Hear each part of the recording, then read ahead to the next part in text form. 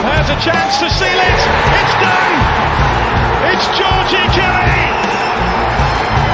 Rotherham United's pathway back to the Championship is opening up.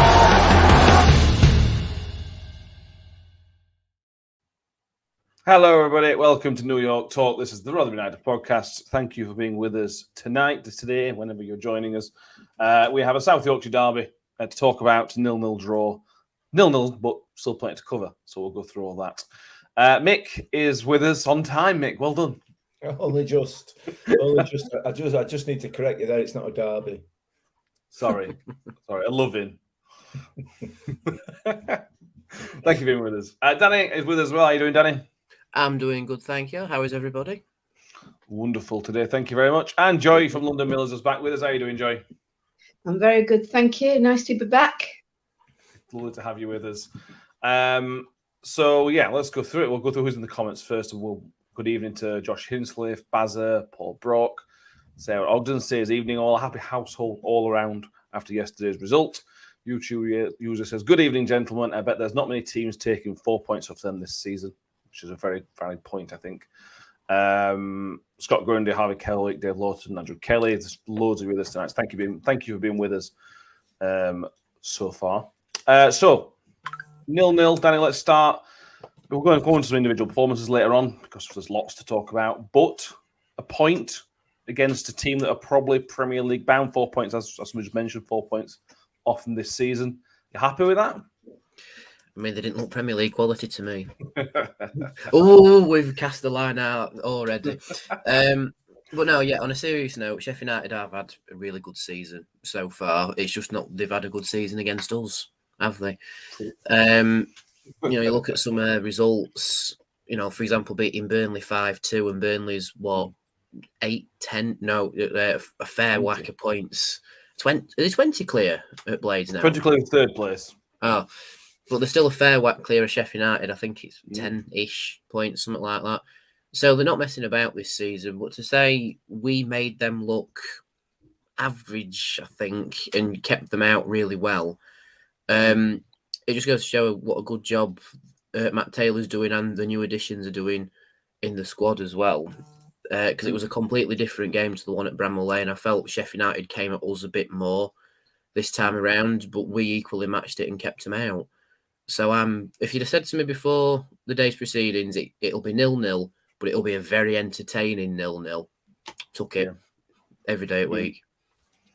Yeah, I completely agree. Joy, is that assessment same for you as well? Absolutely. I thought the backmen were absolutely magnificent, and it was a full team performance. It was very difficult to pick a man of the match because you could have given it to at least half a dozen people.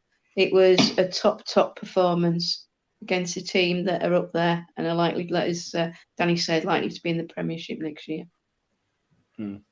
Yeah, completely agree. Harry says, if Sheffield United score 1 against Watford, we will be the only team in the league not to concede against them. We should be pretty impressive. Wow.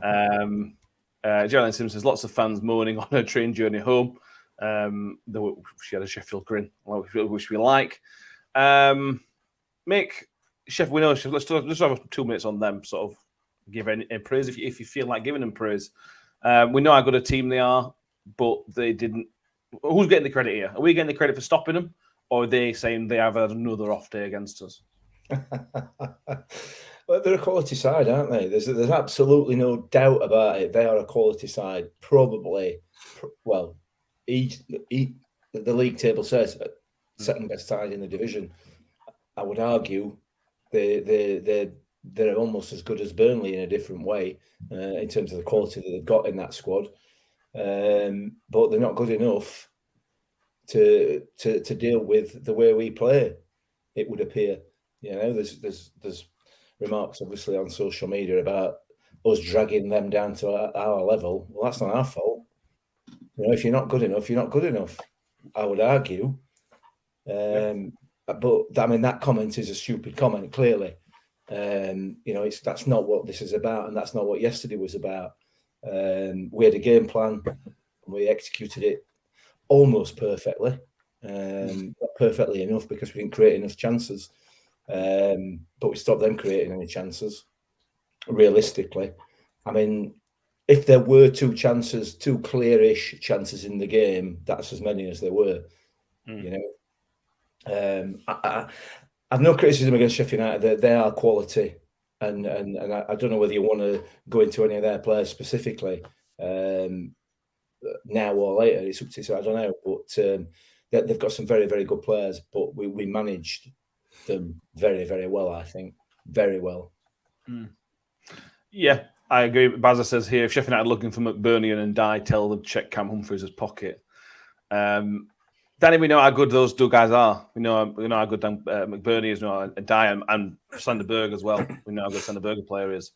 They didn't have a sniff, all three of them. You know, McBurnie, it's just where he came up, had to come almost to the halfway line to try and get the ball and try and do something. And if players like that are having to do that, that means we are doing a hell of a job on them. Yeah, I mean, there were at times where I forgot McBurnie was on the pitch. Yeah. And, you know, a few people have said that to me as well. We just effectively nullified him. We didn't quite nullify Ndiaye as much, I feel. But McBurnie was just kept quiet. Same with Bird as well. You know, he was just kept quiet. You know, the main battle in midfield was actually Ollie Norwood against Ollie Rathbun. And you would have thought Bird would have had, you know, a field day against Ollie, you know, because he's about 7'2", isn't he? But yeah, kept quiet. Front two kept relatively quiet. Didn't really have that many clear-cut chances. I think I missed Victor's in the first half because unfortunately I was getting a pie. But I was told by our lass he did pull off a good save in the first half quite early on. And after that, it was just standard Victor, to be fair, against him. Yeah, like I said, we just made them look average. They've got brilliant players. I think Berg is worth, 30 mil, according to Sheffield United, or at least that's how much they turned down. And if he's worth 30 mil, I saw this on Twitter, we have been absolutely done over by accepting 1.5 mil for Barlasser and Crooks from Middlesbrough. Because if Berg like that against us, you know, he's not worth. He wasn't worth 30 million yesterday. We'll say that. No, he wasn't. No, he wasn't. You nailed Sander Berge yesterday, and then bear in mind this is only on one performance, so this is obviously not an indication of what he's like in real life. However, you nailed it yesterday. You said to me, it looks like he's an under 14 playing up 2 years in under 16 because he's tall, and that's exactly what he were like. They were like an under 14 playing an under 16 side, completely lost, didn't know what he were doing. It got a bit of Jason Taylor about him. You know, running from edge of one box to edge of other box and not actually doing all in between. I was very, very, very disappointed in Berg. I thought he was a decent player on yesterday's showing, and it is only on yesterday's showing. If he's worth 30 million, I'm getting my boots back out because there's no way on this earth that he's worth that amount of money. McBurnie and Jay, completely different kettle of fish. That was the first time I've seen Ollie McBurnie in the flesh in a game, and I was hugely impressed with him. I'll be honest. He causes a lot of problems in terms of getting the ball back, not in terms of in front of goal, because he didn't. Didn't sniff, did it? No, he didn't. And Jay, as you said, is class. There's no doubt about it. He's a class act. But you know, as a team together, they weren't classy enough yesterday, in my view. Yeah. John Morrell, Birmingham fan, says, never rated Berg himself, never understood the hype and Ndiaye's utter quality, won't be at Sheffield United for long. I know John, as a Birmingham fan, will have had a very, very good weekend, having seen the Swansea result. Yeah. We're very happy about that. Can I just comment on Ndiaye? I think Humphreys must be sick of turfing out his pockets and finding him there, because that's twice now. It's twice. He had him in his pocket at Bramall Lane. He had him in his pocket again. And I know we've just touched on this earlier, but we have a possibility of being the only team that doesn't concede to Sheffield United. Just crazy. Like, that would be an absolute madness. And I think it is down to Cameron Humphreys because he played a blinder. Yes, didn't he? Yeah, we'll go on to that in a sec. John S says, Sky said we kept him at arm's length, just shot long shots, Joy. And I think that's right. I thought at times they moved the ball really nicely. You know, from defence to probably the 18-yard box, I thought they moved it really, really nicely. But then when it got to then, we were so compact. There were no space to get in and around us. And it's just about allowing. You're never going to be able to press teams all the time. You're going to have times where they're going to get through you. But we were so solid at the back. The back four and Victor was so solid yesterday, weren't they? Yeah, absolutely. And that's what in my first comments, it was like that back four were, absolutely awesome. I think that's probably the best they've played all season. I mean, I know they've not played in that those personnel have not played together. I don't think they've played together at all, have they? Because Hall's just come back. I mean, Hall, to say he's been out since before Christmas was, I know we've missed him, Morrison's gone and he showed up really well in those 2 games, but did we really miss Morrison with Hall being back?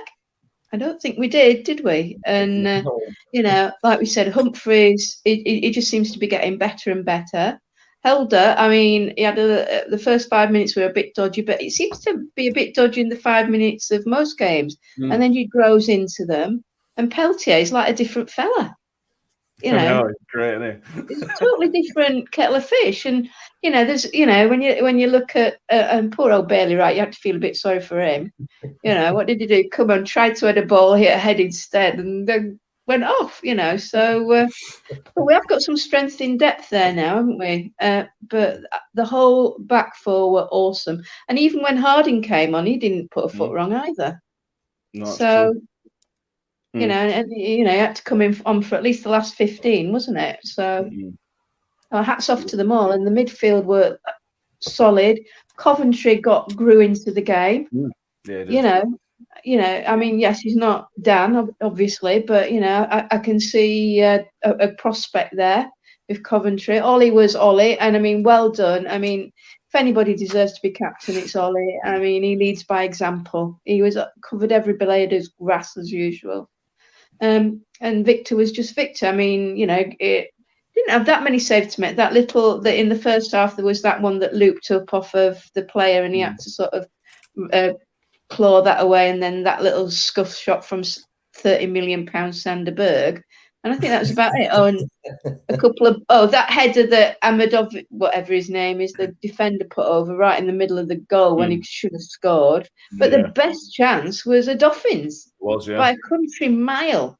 The best chance of the game was a Dolphins. Big time. Yeah, it were. You mentioned Bailey Wright. Shelley here's put, what do we make of Bailey Wright's debut? I've gone back and watched the footage and noted some times down for you just to make you all chuckle. He's all right, which is why we can laugh about it. He was on. He came on in the 68 minutes and 41 seconds. He got injured 50 seconds later, and the ball was in play whilst he was on the pitch for 3 seconds. So yeah, really unfortunate. But that's the life of a central defender, I suppose, isn't it? That's gonna happen from time to time. Let's go through. We're gonna start with Humphreys because I thought it was sensational. Somebody put a comment here about him being the calmest man on the pitch, but I can't find where it's gone now. But yeah, Danny, Cameron Humphreys, he's just a different game when he's playing it compared to every other defender. He is so good. He's so calm. He's so cool. Everything just seems to slow down a little bit when he has the ball, and it looks sensational. But next to Hall as well, to be fair. Yeah, definitely. I think when he's got his confidence hat on, Humphreys is, like I say, very calm on the ball, but he also adds that calmness to the rest of the defence as well. The previous manager saw the confidence boost in behind having, the more senior defender, if you like, next to him to put that confidence into him, and then that brought out his calmness. But I think Taylor's found a new way of doing it because now he's calm on the ball, but he doesn't have to have that senior head next to him. He still has like Hall and Peltier or Wright or Morrison or whoever, but he's also got Helder on the other side of him. And I think if the previous manager had done that, would have been a bit about it. But like we've said with Humphreys, he's come on leaps and bounds. He's now got that confidence in himself. And he's showing what he learnt from Guardiola, calmness on the ball, just carry it a bit more forward, wait for the space to appear itself. But if it doesn't, just go back and slow it down. And he's showing that now. He's showing the reason why he did come through Man City's academy, that bit of quality in him. And it's still a madness that Rotherham is his first senior club in England.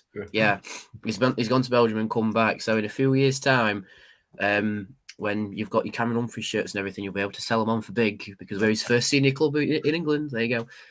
But in all honesty, absolutely towering performance from Humphreys. I would have said he's probably man of the match. I thought he was, to be honest with you. Shelley RC says one of their fans put on social media thinks he's the best in the league, Cam Humphreys, which is a big shout. Best keeper and best defender in league. That's cheating. Andrew Kelly says, has anybody seen a player as cool and calm as Humphreys? We're obviously big. I know you're a big fan of him, Mick. But just talk to me about Cam Humphreys because we could just talk about him all night.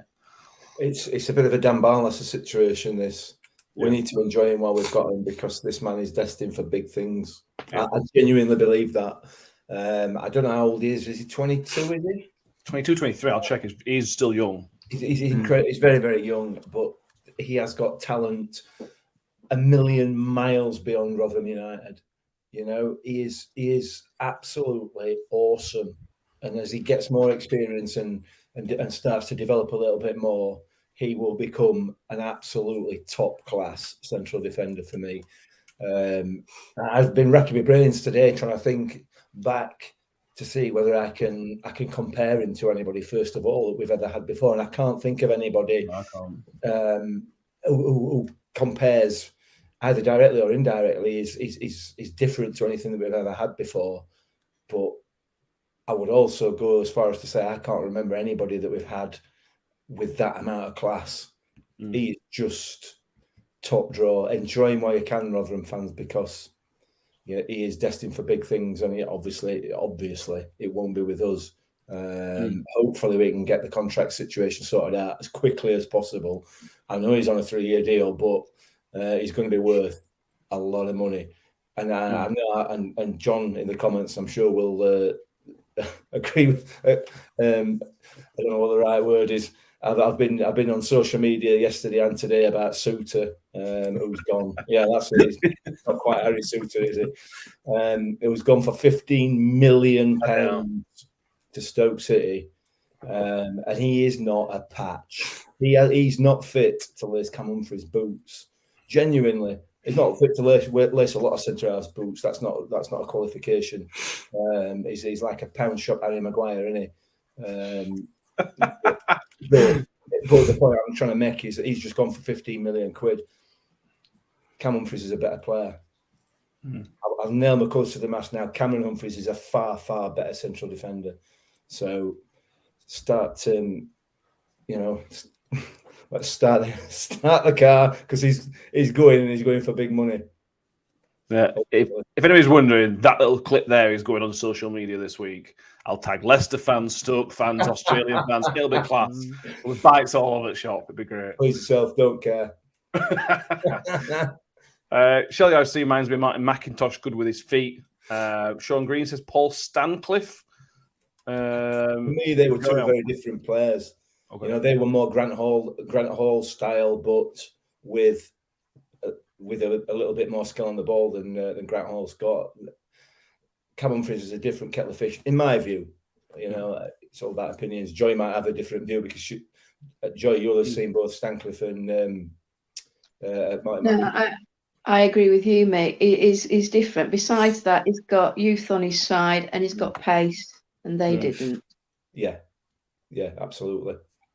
He's very much a modern football in that sense. Like 10 years ago, centre halves at this level didn't have pace, and he's very different, Joy, in terms of he's got that extra yard to him. Like Semi did a couple of years ago, really. Yeah. Yeah, I love it. I love him. Talk about Grant Hall as well. That partnership, Joy, you mentioned it a minute ago that we didn't miss Sean Morrison. Grant Hall was up there for man of match again. I can't believe he's not played for however long he's played. He was so good. I looked better in a 4 than he ever did when we played a 3. I think as well. I think he suits a 4 at the back as well. Yeah, absolutely. He got his head on absolutely everything, didn't he? In fact, either his head or his boot was on everything. I can understand him coming off when he did because he must have been absolutely shattered because that was his first game. But I mean, when did he last play? Do you know? When did he last play? Have a look. It was a while ago. Has he played? I don't think he played his World Cup. Wasn't it? Was it before the World Cup? I think so. I think it was, yeah. Oh, look, it was. No, he did play against West Brom on the 17th right. of December. Right. But I think he came Well, on that's late. one in to that forget, game. isn't it? Let's be honest. Yeah. Before that was the Norwich game, which was 5th of November. So we are talking 3 months ago. He'd properly played a game. So, yeah, to come in like that, I thought, yeah. Shows the class of the man, I think. Yeah. No. And I mean, we forget that he's a lone player. We've only got him to the end of the season as well, haven't we? True. So, yeah.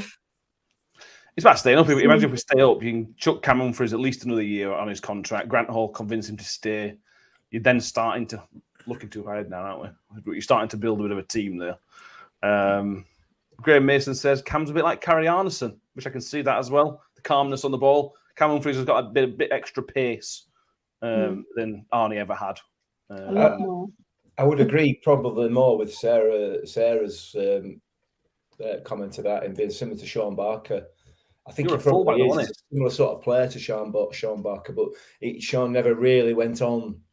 It wasn't as good, I don't think. He didn't have the pace that Cam Humphries has got, but they're similar in the way that they play. But Cam Humphries is two or three leagues above where Sean Barker was, and Sean Barker were a player. Yeah. John Morrell says Grant Hall will be available. He ain't ever going back to Borough. No, he's not. Jalen Simpson wants to know, first of all, just cover this. Bailey right about the protocol, concussion protocol. He could be available for next week's game. I've read through the sort of the protocol, and 6 days is the earliest you can play again. And obviously we played 7 days later. So he could be available depending on if he passes all the sort of certain checks that they've got to go on. But yeah, so maybe he should be available, but we don't know. He seemed off sound mind when we bumped into him waiting outside to get a few things sorted. Didn't he? He just said that he had a really bad headache, which is good. Couldn't remember what happened.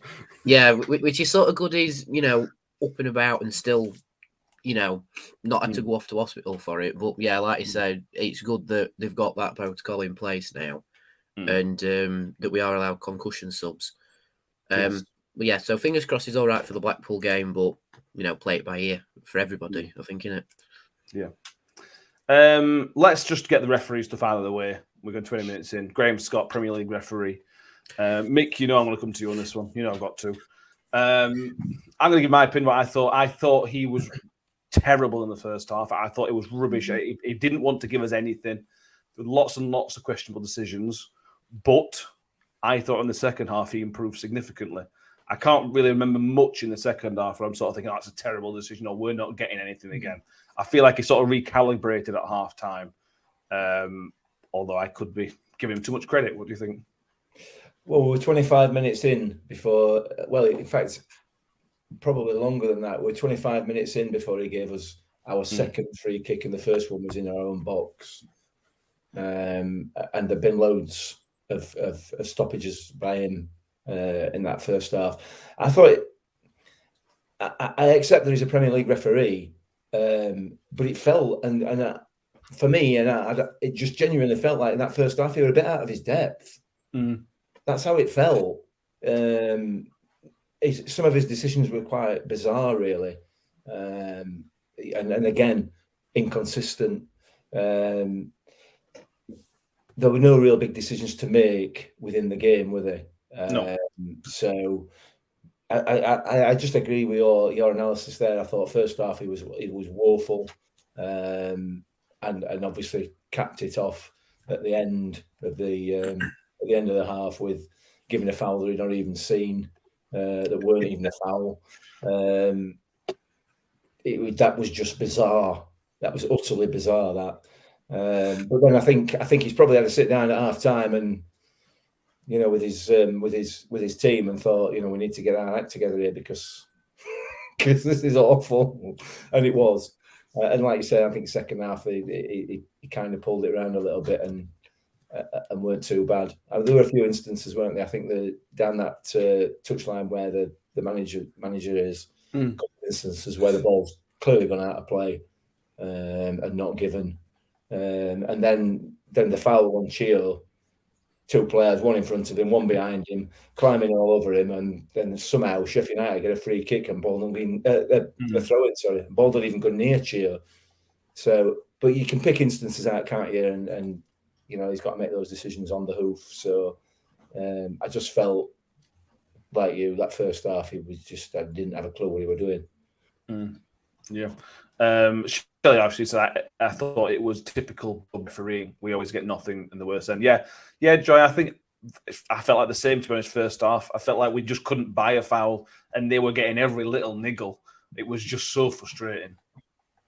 Yeah, I totally agree with you. It had to improve. It couldn't have been any worse had it continued. The first half was.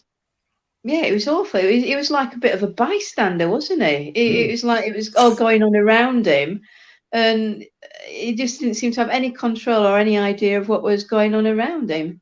I know it was a bit, 100 mile an hour, but it did improve, as you say, as the second half went on. But he had to, because he was awful in that first half. Yeah. Ian Cockle says he got rewarded by being the fourth official at Tottenham Hotspur Stadium against City today. So well done, Graham. Busy weekend. They probably watched it and thought, now we can't have him running channels or in the middle of the pitch. We'll give him bored. Well, fourth official. Where his mind were yesterday. Perhaps his mind were on the touchline at Tottenham as opposed to being on the field at New York. Yeah. Oh, I'll have to get my numbers right. But the foul Mick mentioned about just for our time, Danny, that was bizarre. It seemed like the fourth official gave it, which is not really the fourth official's job as far as I understand it. No. He's just got to hold the ball up and tell managers to calm down, which he couldn't even do that. Bizarre officiating. Yeah, it almost seemed bizarre. Well, you say he improved in the second half. He did, but there was still instances where it's like, come on, get a grip on it. You know, like there was the exchange between Hugill, Ahmad, so much or other, and then Ollie Norwood. You know, that was just bizarre. I think Hugill did get in his head, but it still needed to be took control of. And then, like we say, in the first half, he didn't really give us anything unless it was, I sort of have to give it sort of things. I'd like to know if Howard Webb was at New York Stadium yesterday because we've seen it before. It was. Well, we know what's happened. He's gone down to referee's change room and had a word with him. That's what happened earlier in the season against. Who were it against now? I can't remember what you mean. But I remember a game where they were horrendous in the first half. Against Watford. Can't remember. It really on its season anyway. Yeah, we were atrocious. Howard Webb's got had a word with him, and he's come out and he's done well. Same thing's happened. Anyway, Graham Scott, good luck. Let's move on. Some questions on here. Jamie says, thoughts on Ogbene? Seen a fair bit of criticism about him. Mick, yes, I've seen a fair bit of criticism. I don't really get it, to be honest with you. I thought Chio had a Chio game. He wasn't outstanding, but he did what he did. He got us up the pitch once or twice really, really well.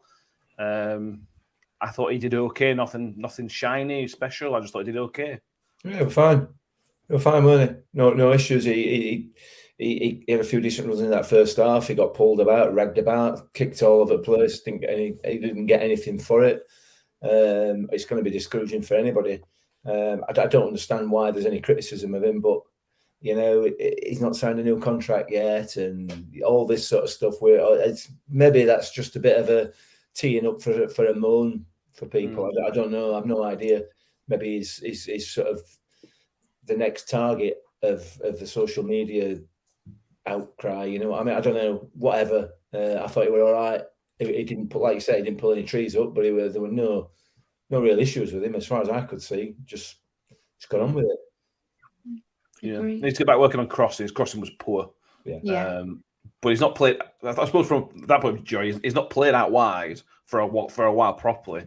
So he's not needed to cross the ball. I can't remember last time Gio needed to cross the ball. So maybe he's just got to get back in rhythm and that type of thing. Really, maybe. But let's be brutally honest. Has it ever been one of his best qualities crossing the ball? You know, I think he needs probably 2 or 3 attempts before he gets at least one over. But the other thing is, I think it might be the fact about people's expectations around, because everybody else has gone up a notch and he's still at the same level, if that makes sense. Perhaps everybody else has caught his standard of within a matchup. I don't know. Perhaps it's all leveling out. Now we've got a better quality of player in. True. I know people are sort of using these conspiracy theories about him wanting to leave and not signing a new contract, blah, blah, blah, blah. It's not in his interest to not put in performances, otherwise he's not going to get a move anywhere better than Rotherham, is it? So, I mean, give your head a wobble, you know what I mean? I agree completely. Cheryl Stone says Paul Davis gave him a 5 out of 10, gave it other 7s or 8s. Yeah, I think 5's probably a bit harsh, but we all see the game differently, don't we? That's the beauty of it. Let's move on, Danny, back to some positives. Race Medley says, how good was Hugill? We only played about 60 minutes, but I've already fallen in love with another Rotherham United striker. He was absolutely everything I want from a striker. He was big and strong. He was aggressive. He won the ball most of the time in the air. He was very, very good with his feet. He was completely non-stop. That's just what I want. He's exactly what I want to be my number 10, as it is. Just so good yesterday. Yeah, he is. What a player we've got there. What an experienced player we've got. I described it on the post match as he's a bit like a Rottweiler. You know, he's really soft as a brush and really to get on with and everything. But if you get on the wrong side of him, he'll have you. And unfortunately, I'm just going to refer to him as number 15 because I can't pronounce his surname. But Sheffield United's number 15 got on the wrong side of him, and that is exactly what we need in a centre forward. One that gets stuck in, but one that's got the quality and runs him sent into the ground. Because we bumped into a few players after the match, and he was just gone. He was exhausted after that game. And even if he plays, 60, 70 minutes per match, if he's that big of an influence for his period on the pitch, fantastic stuff. And he's already said in interviews he's here to work hard, maybe not score that many goals because that was never really his game, but to bring the team on. And if he's brought the team on that much with his presence, all for it. Absolutely all for it. Just a shame he didn't score. That's all. Yeah. If he'd have scored in front of the Kop end, nuts. He'd have gone absolutely nuts. Bit of chaos, yeah. There's a lot of the Michael Smith about him, Mick, isn't there? I on one viewing, and it's only one viewing so far, it looks like he's got more to his game than Michael Smith, to be honest with you. But he has a lot of what Michael Smith had that we've been crying out for whatever it's been, 6 months or something now. He's got the ability to hold the ball up. He's got that physicality. As much as we all love Connor Washington, because we do love Connor Washington, he ain't got that physicality and that hold-up play that we need. And Hugill's got that. And Matt Taylor's clearly identified that, gone out and gone above and beyond, as Matt Taylor said, to get the right man in. And it feels like an amazing start. Yeah, it was. I thought he did really, really well. Like you say, we've been missing that target man. We've been the balls when the ball's gone up front in the past this season, particularly Chio up there. It's not Stoke. That's not Chio's game. If it goes up to Connor Washington, if you wanting him to hold it up, it's got to go to his feet, which makes it a little bit more difficult to get that ball up there. He can do it, but he's not going to win an aerial battle against anybody, is he? So yeah, he's just what he wanted, and he's just got that little bit of an edge to him as well, hasn't he? Which Smithy didn't have. Smudge didn't. He was too nice, wasn't he? Yeah, he didn't really have that edge. Hugill's got that edge as well, and he clearly got into some of those defenders' heads on Saturday, clearly, and that's what you need, I can't remember. I had a conversation with somebody over a weekend, and when you're young and as a defender, you're always told to leave one on him. Let him know you're here. Let him know you're here as a defender. Not quite as easy with a striker, but Hugill is one of those strikers that will let the defenders know he's here. He will let them know they're going to have a game. Smithy weren't quite that sort of player, so it's got that edge as well. So we'll have to wait and see how he progresses. But on the face of it, on the basis of that sort of 60 minutes or so, it's what we've been looking for. So let's see. But I'm quite impressed with him yesterday. Yeah. It's as good as he played as well as he played, Johnny. Sorry, it was difficult to judge his sort of attacking prowess because nobody created anything for him. If he was going to score, it would have been out of nothing. So we can't really judge his sort of striker's goal scoring pedigree yet from that one game, can we? No, but as Mick said, we can judge him into how he occupies a defence, which he did very well. I mean, he had them 2 centre halves running round ragged, didn't he? Let's be honest. Yeah. And I mean, even when they got him on the floor, he was crawling along on all fours, and he did that twice, didn't he? And still ended up getting the ball. And they were screaming for handball and everything, and it just really got up their noses. You could tell they were, really cheesed off with him, and quite happy to see the back of him when he went off, I think. But no, I think there's definitely promise there, and it'll be interesting to see. I think I've seen a few comments like, wonder what it'd be like with him and Wash on the pitch at the same time, with him running the channels. If he can sort of occupy the central defenders and lay off, etc. That gave Washington more opportunity to get in behind and slot a few away. Yeah, Same with Kelly as well. That's see Hugo and Kelly as a front two. That would be very interesting. Yeah. Danny, I'll let you defend yourself. Michael Miller says, sorry, we've got a striker and his job is not really to score goals. Run that by me again. I know what you're saying, Danny. But what I'm saying is that Hugo hasn't really been prolific in his past, like whether that's down to game time or what. I mean, he's only got 80 career goals in all competitions. And yes, I saw your comment, Shelley, so I've got up the numbers. But yeah, what I mean is, like he says himself, is hold up the ball, he's strong, he gets in the red and winds them up, and he's able to contribute elsewhere on the pitch. I'm not saying he's not going to score goals. I'm just saying he's an open contributor as well as doing it himself. Yes, agreed. Just on the Michael Smith comparison, because he's the most recent thing we've really got to compare him against. One of the things that Smith has struggled with is if he came up against an absolute 7-foot defender, he really struggled. He always lost that physical battle when the guy was stronger than him. Yesterday, Hugo wasn't really as big he didn't look as strong as their defenders, but he still caused them problems for 90 minutes. And maybe that's, again, a step up from where we needed to be had Smithy stayed mid. I feel bad being harsh on Smithy, to be honest with you, but this is how I'm just sort of seeing it initially. It's a step up and it's an upgrade in terms of the aggression. Smithy was never an aggressive player. He's not an aggressive player. He's not got that. I don't think he's got that in his locker. And when he was able to use his ability against defenders and not get bullied, he was fantastic. Yeah, but he did get bullied.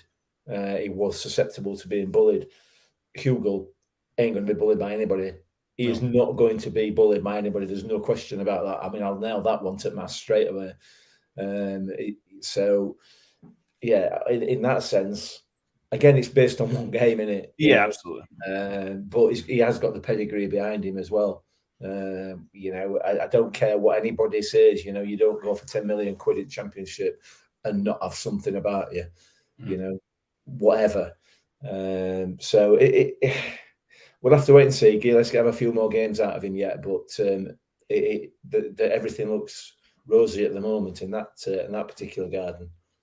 Yeah, I mean, I think he'll be harder to bully off the ball than Smithy because he's got a lower centre of gravity. Yeah. The way that he's built, he's a bit bulkier and his centre of gravity is lower, and therefore he'd be harder to push off the ball than say Smithy was, whose centre of gravity was a little higher up because of his height, if that makes sense. So sometimes you don't necessarily have to be 6'2" to be a centre forward, as long as you've got the the necessary skills in other areas, and that specific that centre of gravity is sometimes a better. You're going to be more difficult to shove off the ball, if that makes sense. Yeah, it does, absolutely. John Morel, Birmingham fan, says he's no Jukovic. He's like Jukovic, just not quite as good. I was interested, actually, and genuine interest in John's previous comment about Matt Derbyshire, which I think you'd starred in the comments there. Yeah. Which Matt Derbyshire that sent a shudder down my spine. What a useless pile of. It's really interesting that, and well, there's a few people said that about Hugo, and they've said it about various other players that are to our place, and I've said it about that Suter. You know what I mean? But a player can find his home, he can find his place for a period of time. You know what I mean? And when Matt Derbyshire came to us, he was absolutely outstanding. He was outstanding.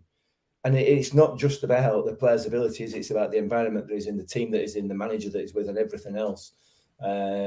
So it's not quite as simple as he's a crap player, he's a great player. You know what I mean? And that, for me, that comment from John there just kind of sums that up. Because Matt Derbyshire weren't a pile of garbage for us. It may have been for Birmingham, but he weren't for us. I think he scored for us against Birmingham, actually. Yeah, possibly. That might be what's upset John more than what else. I don't Yeah. John Morell says at the time they were in the Premier League and they had Foster and Dugarry. I mean, you're comparing to Christophe Dugarry, so I don't know what you expect, John. He was quite a good player. YouTube user needs a pound in the pot. It says the previous manager would not have had him in the dressing room. He did try to sign him for Derby, apparently. So can't let me have that one, unfortunately. Jillian Simpson says, was so pleased for Ollie. Let's talk about the captain for the day and probably the captain for the foreseeable future, Joy, Ollie Rathbone. There's always a worry when somebody first takes off the armband. What's it going to do to the game? Is it going to put another weight on the shoulders and just drag them down? Is it going to push them too high and maybe get sent off? Just do something silly. But it didn't. It was just the same old Ollie Rathbone leading by example, and it was just sensational again. Yeah, absolutely. Again, up there for man of the match as well. I mean, I think he's been the player of the season so far across, the 20 odd games that we've had. I don't think there's anybody, they've all had, little bits where they've excelled and then dipped a bit. But I think Ollie's been pretty much at that particular high level for the best part of the season so far, and he deserves the captaincy. And let's be brutally honest, if you're wanting somebody to lift the team and for them to mirror, then you want Ollie, don't you? Who puts in 110%, runs himself ragged for 90 plus minutes every game. Yeah, sometimes he does mistime the odd tackle, and he's not backward in coming forward, is he? He'll run up to the ref and tell him what he thinks, and that's what you need. And that's what you need. I mean, we might have to rein that in a little bit more as captain and be a little bit more pragmatic when supporting his team. I don't know, but where was it last year? Was it at Coventry when he was having a go at somebody and he wouldn't let it go and he wouldn't let it go? I can't remember. Was that early this season? Early this season at Coventry, wasn't it? Yeah. It was Coventry, weren't it? Yeah, or was it? Yeah. No, Stoke. One game this season. It was an away game, and he wouldn't let it go. And I thought he's going to talk himself off this pitch if he's not careful.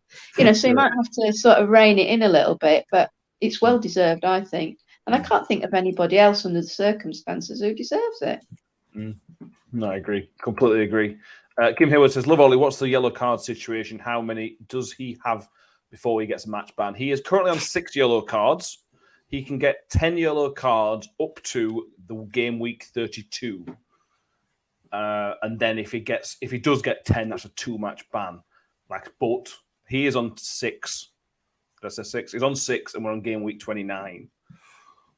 So he is more than safe. Unless he gets, he can't, can he? He can't get to 10 before then. So he's safe. Safe as ours, which is quite impressive to say. He were very close to the 5 yellow cards before 19 games.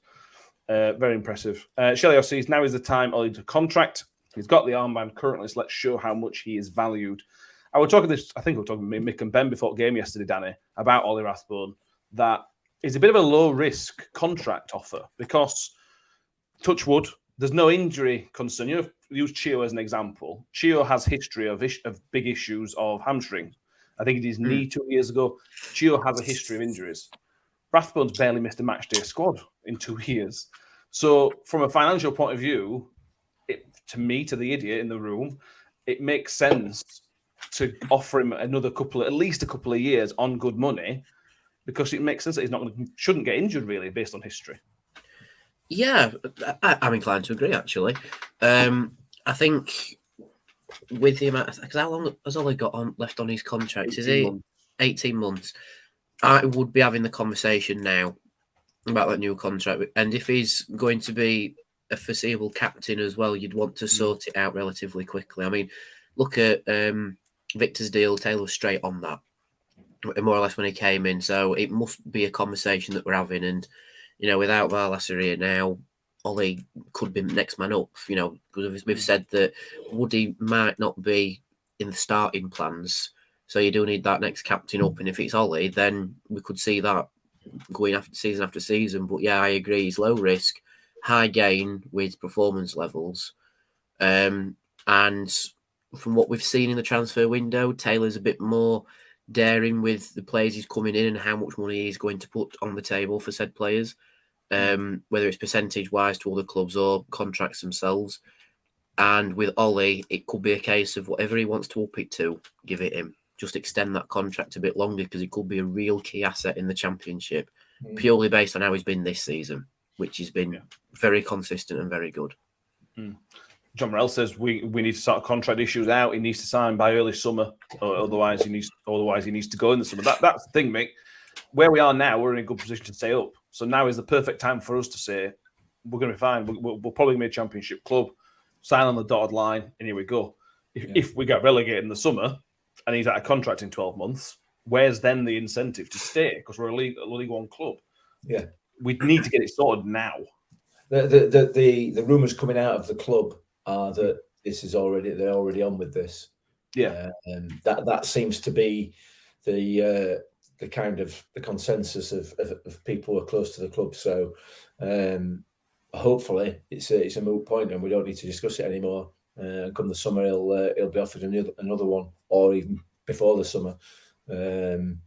But as John's pointed out there, it's absolutely right. The contract situation for a lot of players is something that needs to be addressed in terms of how long we let it run down before we start to look to renew.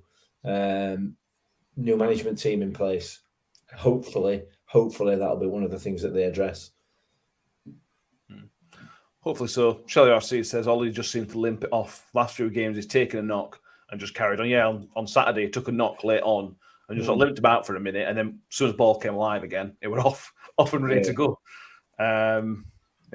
Michael Cornell says I've probably tempted fate, saying Ollie doesn't get injured. Yeah, I touched all the wood I could find. Yeah.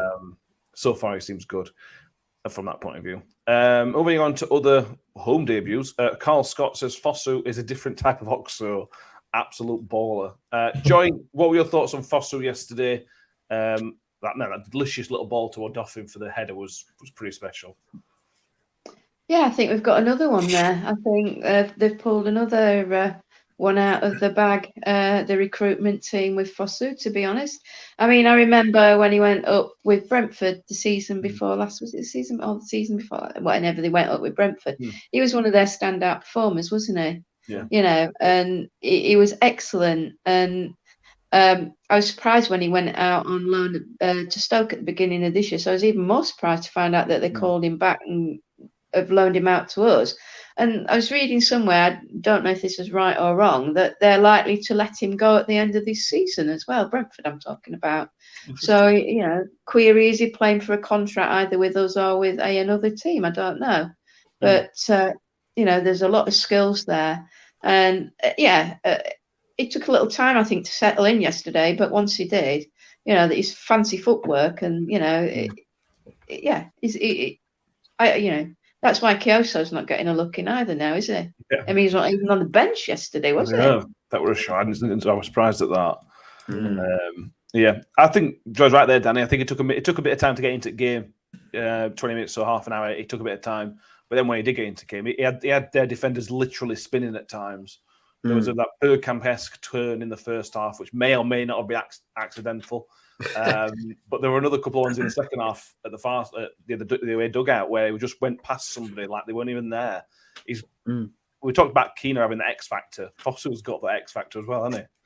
Absolutely. I mean, there were certain moments in the game where we've played the ball out from defence and he's just gone past the defender like he's not there, and he's chasing after the ball. And to have wingers that can beat their wing backs, I suppose, in a foot race like that, it's like, how have we got you?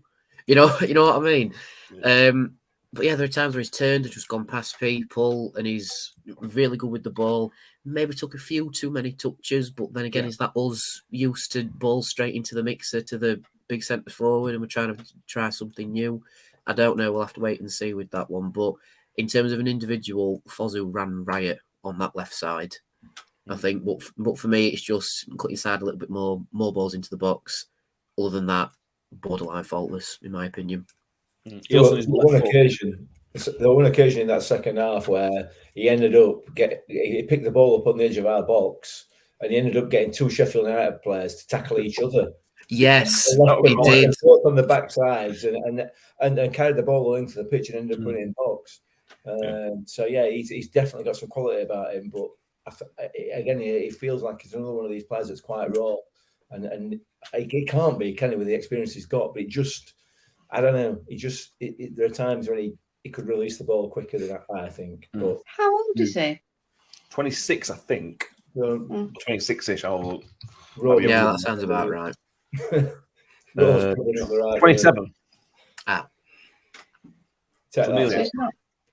So he should be coming into his prime, shouldn't he? Yeah. He might have minutes on pitch. He had been playing for Stoke, but I don't think he started the last few games prior to leaving them. And we've not played for 2 weeks, have we? I suppose. John Morel says, always liked the look of him off the bench for Brentford. However, don't do cheap deals regarding the summer. No, I agree. Let's now talk about one of the biggest turnarounds in players in a long, long time in Hakeem Odoffin. This poor bloke could not get on the pitch last season, Mick. And even this season, up to when Matt Taylor came in, this guy could not get minutes. And I think Matt Taylor played him in his first game, I think. He instantly clearly saw something in the guy. And has kept his place in the team when we maybe not didn't expect him to keep his place on Saturday with the signs we've made. He's just undroppable at the minute, Odoffin. He is so good. He gives you so much defensively and offensively. There's a lot to like about him. Quality, isn't it? Yeah, absolute quality. It reminds me of. A little bit. He's kind of a pound shop Vieira, isn't he? You know what I mean? He's that type of player. I'm doing him a bit of a disservice there but he's that kind of player. You know, he's deceptively quick. Very. You know, he's very, very good in the air. He can pick a pass out, but he breaks play up so well. He breaks it up so well. I've been so impressed with him. He was close on for me, man of the match yesterday, but he wasn't going to overtake Cam Humphreys, unfortunately. But he was certainly second in that list by some distance for me. I thought it was outstanding. I'm so pleased for him because he's been patient. He's waited. He's bided his time. He's now got his chance and he's grabbed it with both hands. Hugely impressed with Hakeem Odoffin. Massively impressed. John Morel says Mickey's determined to get clipped. Yeah, I am on it.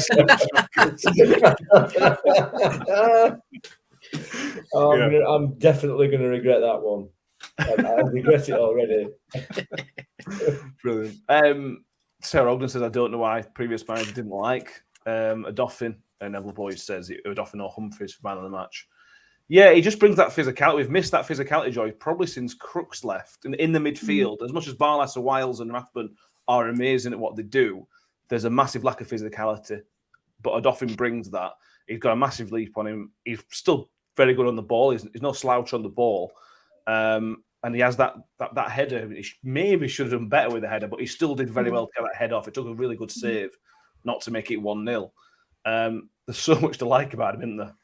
I mean, I like him. I mean, he's a big old unit as well, and he's got such long legs on him. He sort of eats the ground up once he gets galloping up that field, and he really is box to box, isn't he? I mean, 1 minute he's helping out the defence, like you say, breaking up, the play, and then the next thing he's in the box, heading a ball, or as he did against Blackburn, scoring a screamer. So I mean. And he just scored some screamers, doesn't he? The ones he has scored have been screamers, so he knows how to catch it right. So, more power to the lad. I mean, when we were at Luton, I don't know whether it was a players' family day out or something, but I bumped into Hax's mum. I was talking to her before the match, and she was really pleased that he was there. And I mean, he did come on the pitch towards the latter end that day, and obviously the Irish mob were there, weren't they? If Kelly and his family were there were loads of them, weren't there, at Luton? I don't know. Perhaps they're having a Christmas do or something after Luton, but they were all families were there, weren't they? And, but it's just really nice for somebody who's been in the background to come to the fore and take his opportunity with both hands. I mean, where are we with contracts on his? Is he out this year, or has he got another year? Tonight,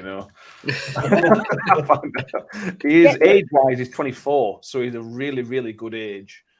Still his best years to come. Contract is due to expire at the end of next summer. Oh, I thought it might be. So another one. Perhaps we need to be having a conversation with him as well then. I'd say so. Yeah.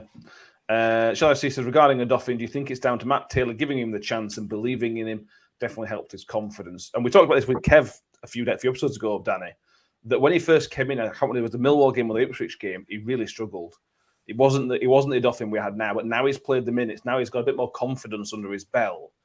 And I probably think he's been asked to play a different role as well. I think he's been asked to be a bit more box to box than he has done initially, certainly under the previous manager as well. He's just become a joy to watch. Yeah, he has, and he's slowly becoming one of my favourite players as well because he really gets stuck into a game, especially when he starts. He's in it from the first minute, and that rhymed. I've done well there. But yeah, Odoffin's come on leaps and bounds since Taylor's come in, and I think it is down to Taylor believing in him. Like you said, playing a slightly different role as well, a bit more box to box, and he's just doing well, isn't he? Yeah. And like I say, another one that we need to start looking at his contract and going, you could be here for a fair whack now that you've shown this level of improvement that quickly. But yeah, just to bounce off what you said, Joy, Odoffin only scores screamers. That is his thing. He only scores screamers. Yeah. And like I said, more power to him. Hope he cracks on. Hope he's here for a bit because he could, like Ollie, he could be a real asset. Mm-hmm. Yeah. Neville Boyce says, didn't Odoffin struggle with the niggling injury? I think he's had a few injuries, but nothing major. He never tore a hamstring or pulled a really bad tear or anything like that. He just never got the minutes, except in the Papa John's last season. Yeah. I'm just happy he's here now. It's good. It seems like a good fit, a right player at the right time, it feels like. Hopefully he keeps his place. You never know what's going to happen next week. We'll talk about that next episode. Mike the Miller wants to say, I know he didn't have much to do yesterday, but isn't it great to have such a solid keeper? He asks, who is better in the Championship than him? Oh, wow. John Morrell says that Gunn from the Burnley keeper, Bruddy, and Preston are all statistically better. And Mike the Miller says, they are lies, damn lies, and statistics. Like it, Mike. He didn't have what to do, but some keepers just fill you with confidence, Mick. It's like a nice blanket at night. You don't have to worry about it. You just feel safer. And Victor's just one of those type of people. I just feel safer when Victor's around in the team. And he didn't have what to do. But what he did, he still did very, very, very well.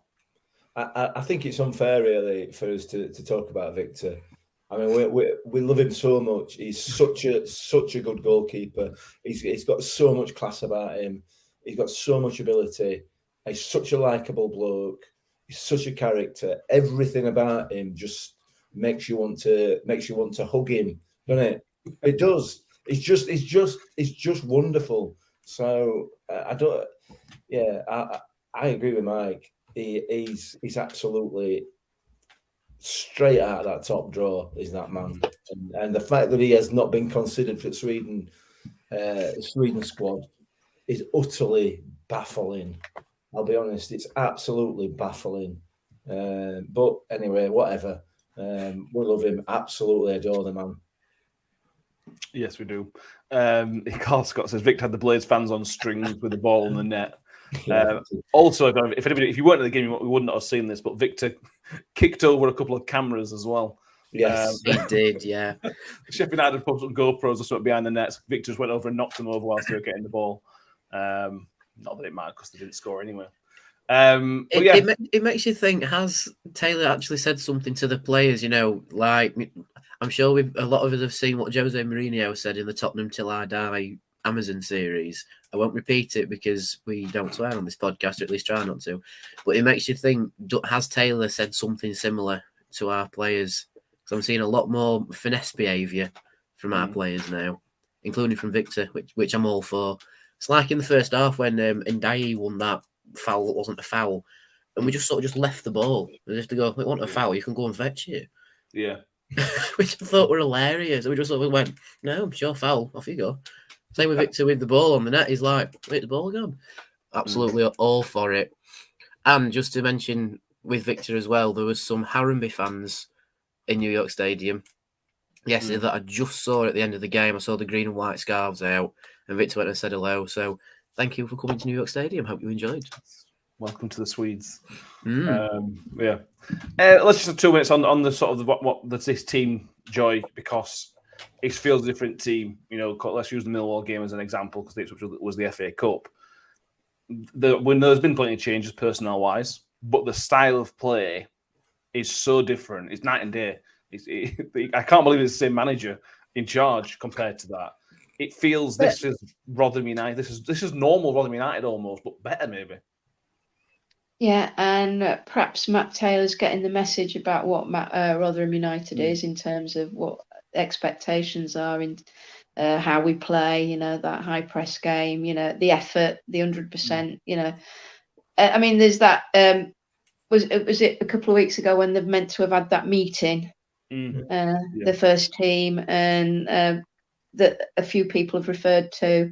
And since then, since they had this meeting pre-Blackburn, look what's happened. Yeah. You know, and perhaps they've, between, you know, the players and the management regime, they've got an understanding about, Matt understands the Rotherham ethos, the way, you know, the Rotherham culture maybe, but he's now putting his stamp on it, the Matt Taylor stamp on it as well. You know, with the type of players that we get, you can't say that they're not a lot better than what we've had in previous windows, can you? I mean, that transfer window was, well, it was gobsmacking for me as a Rotherham fan of 60 years standing nearly. You know, I've never known it like it. You know, one after the other, it's like, oh, you know, and it's given us more than half a chance, isn't it?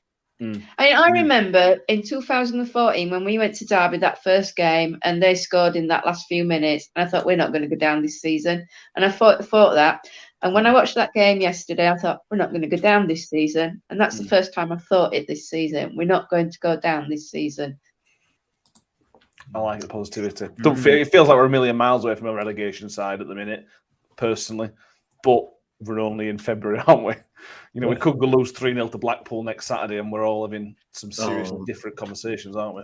Matt, don't start. That's the key game, though, isn't it? Let's be honest. Next week is more important in one sense than the last game that we've just played. You know, and if we can be anywhere as near as good as we have been these last 3 games, then I don't think, you know, I think Blackpool have probably got more to fear than we have. Yeah, agreed. Final mention on players, make a come to you. Conor Coventry Shelley in the comments says, did a job on Berg, and his game management off the ball was easily up there. Made a few £1 million player look like an amateur. Second half, we saw glimpses of what he might to do. I thought he had a good game. I thought he was quiet. I thought he was one of the quieter players on the pitch. But Shelley's probably right. He was doing a job for the team.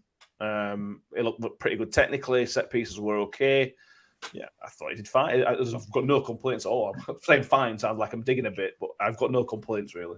No, I mean, there's definitely a player in there, isn't there? Definitely. You know, and when he reaches puberty, just think what he's going to be like then. I mean, I saw him after the game and it's like, how young does he look? He looked like he should have been in a school uniform. It's not fair. It's just not fair. How do you think I feel, Mick? I'm only a year older than him, and I look a lot older than he does. You look my age in comparison to him. It is quality. He is going to be quality. There's no doubt about it. He took a little bit of a time to sort of get into the game, didn't he? And sort of get his eye in, if you like. But as he progresses a little bit further through the season, I don't think we're going to have any problems with that lad. He has got some quality. So him and Yelder, I think there's. You've mentioned Yelder. I haven't, and he played all right. And he's like a school kid as well, and it's like having a couple of little school kids in the team. And that way, and having Ollie as captain as well. It's like they're having the time of their lives, and them two, certainly Ollie and Yelder, they're having just the best life, aren't they? They seem happy with everything. But yeah, Conor Coventry, class like that lad. He's going to be. There's no doubt about it. You can see it. Yeah. A couple of just briefly mentioned the picture, the relegation picture. Wigan obviously had another struggle. Cardiff lost, and their manager, I don't have the quote in front of me, but their manager came out and said that they are. I can't quote it because it's bad, but he basically said they are not very good, and now is the time to panic. He's been in the job about 10 days. So things are not going very well at Cardiff. They are not yet in the relegation zone, but if they keep going the way they're going, they are going to be. They play an extra game than everybody else as well, Cardiff. They play 30 games. We play 28. Huddersfield, Blackpool, and Wigan only play 28. As people have mentioned in the comments, Huddersfield play Blackpool on Tuesday night. Before Blackpool play Rotherham, obviously, on Saturday afternoon. Blackpool will be sitting there thinking, Danny, hey, there's 6 points on the table here, and if they can get 6 points, they will be sitting on 32 points of what we're on now. But Huddersfield will be thinking the same, and we'll be thinking the same about next Saturday. It's getting good. Yeah, it's getting tasty now, isn't it? We're in that phase where one club's manager has basically said, panic stations, and then we've got a week where everybody's playing everybody down that way. But I'm going to go out on a limb here and say if we match the performance level that we had against Sheffield United, we will absolutely smoke Blackpool. It's very hard to match that sort of level between a team that's probably going to go up and a team that's in a relegation scrap because and one game being a local derby. That's two completely different, two different entities altogether. But if we match that level and Blackpool don't turn up, they're going to get smoked. I don't think that's the case because obviously Blackpool will step up with it being a relegation rival, essentially. But football's a funny old game, isn't it? We've drawn 0-0 with Sheffield United, not conceded all season to them, and it's just the Rotherham thing to do to go to Blackpool, have a massive day out at the seaside, and then lose 1-0. Yeah, it'd be very Rotherham United. It would. Shirley says there's easily 4 or 5 teams worse than us. This is the only one season in this league. Yeah, I probably agree with that. But you've got to get the points on the board. With 32 points, you could say we're only 4 wins away from survival, potentially. Maybe 5 if you want to push it. That's how close we are, but that feels still like a while away. Anything else you want to talk about on tonight's show? We ran a little bit longer than normal. Anything else we want to mention or talk about tonight? Save Yelder for Thursday's episode. Yeah. Quick mention to seeing all 4 sides of the ground stand up and clap for Henry Evans. That was absolutely class. So thank you to all Rotherham fans and 20 Sheffield United fans watching for doing that. It were incredible. Absolutely incredible to see. Yeah, completely agree. It was beautiful. John Morell wants to mention, before he goes, he wants to recommend some Swansea fans vlogs from the weekend for some salty Welsh tears and absolutely glorious to behold. Yeah, if anybody's not seen that, well, Birmingham were losing going into the 90th minute and they won 4-3. So, yeah. John's having a good weekend. Yeah. Right, we'll finish that there. Thank you for being with us. If you haven't, please subscribe. If you're on YouTube or you're not on YouTube, go over to YouTube. Please subscribe to the YouTube channel, creeping up to 900. And if you want to watch Mick talk post-match about it, the instant reaction is up. It was not so instant by the time it went up. It's not worth watching, don't bother. We will be back on Thursday evening, for the YouTube show, Friday morning for the audio podcast, where we'll be looking ahead to one of the biggest games of the season, so probably the biggest game of the season so far, as we go to the seaside. We all go to the sea, so we're all going to get a donkey ride. We're going to go up slots. It's going to be lovely. We'll talk about that on Thursday's episode. Danny, pleasure to have you back with us tonight. Thank you very much. Yep, always a pleasure, lads. Enjoy. lads and lasses, the New York Talk lads and lasses now, isn't it? Yeah. Absolutely. Love it. John Morell, just finally for you, mate. John Morell says he's off to search for the Harry Suter best bits video. He'll be searching a while for that, John. John, I already tweeted it earlier on this afternoon, mate. Brilliant. Joy, thank you for being with us. It's been lovely to speak to you No again. probs. Yeah, see you next time. And Mick, no rant today, but maybe next time. Yeah, I'm sure you'll clip enough to get me in trouble on social media, mate. I'm sure. Correct. Thank you. Thank you, everybody. It's been lovely, and we'll see you on the next episode. Thank you very much. Bye. Bye. Bye.